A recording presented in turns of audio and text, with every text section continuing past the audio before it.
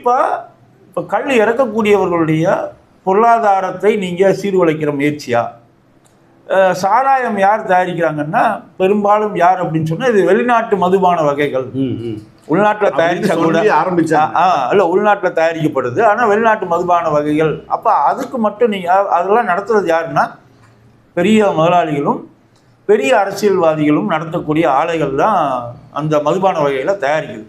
அப்போ ஒரு கல் இறக்க அனுமதி கொடுத்தால் சாதாரண விவசாயிகள் அதில் பயன்பெற ஆரம்பிச்சிருவாங்க. அதனால தரமாட்டேங்கிறாங்கன்னு ஒரு வாதம் வைக்கப்படுது, தொடர்ந்து. அதில் ஓரளவு உண்மைதான் அது. ஆனால் இதில் எப்படி நம்ம பார்க்க வேண்டியிருக்குன்னா, கல் ஒருவேளை சந்தைக்கு வந்துருச்சுன்னு வச்சுக்கோங்களேன், அந்த கல்லுமே இந்த பெரிய முதலாளிகள் கையிலையும் பெரிய அரசியல்வாதிகள் கையிலையும் தான் போய் நின்றோம்.